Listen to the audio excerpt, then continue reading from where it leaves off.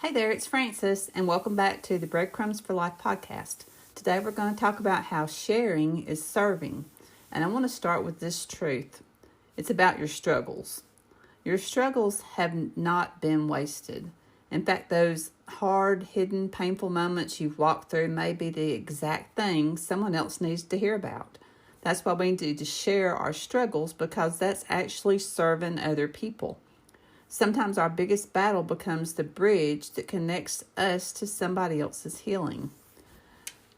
Now, I know that can feel a little vulnerable because you're talking about something that you failed at or when you messed up. Maybe you've been through a season where you just questioned your worth, you doubted your ability, or just felt completely out of place. But here's the thing, someone else is there right now, and they need your honesty more than they need your advice. Let me share a minute about what happened with me. I've always been quiet and shy, and for years I didn't know why. And to be honest, I used to see it as a weakness. Didn't want to speak up in a group meeting. Shied away from being around a lot of people, and even now, sometimes I find myself retreating into my shell, especially in group settings. So over time, I learned to recognize when it was happening and gently push myself to step out. Not to be someone else, but to be present and intentional. And one day I was sitting in a meeting recently and noticed somebody in the room that reminded me so much of myself a while back. Quiet and reserved and slightly withdrawn. I could feel her discomfort because I had lived it. I knew what it felt like to be having the desire to contribute, but feeling paralyzed about uncertainty. So I made the choice to reach out to her after the meeting. It was just a simple message, and she responded back, and we talked. And in that conversation, I shared a little bit of my own story, how I had felt the same way and how I still navigate through it. I don't know what kind of difference it's going to make in the long term, but I do know this, that moment of connection was real. I was vulnerable, and I shared that how I had felt in the past. And I hope that even for a moment, she felt seen and less alone. That's the power of your story. You don't have to have it all figured out.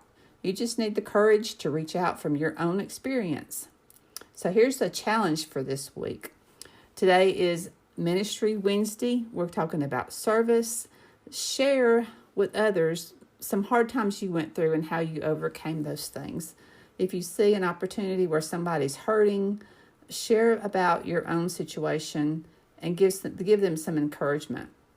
You can write a message to them, or send them a note, or send them a text. If just saying something like, "If you're struggling, I see you. I've been there too. You're not alone." Those few words might be exactly what someone needs to hear today. And before we go, here's a few questions to reflect on. What part of your past still feels too small or messy to matter, but could actually be your greatest connection point with someone?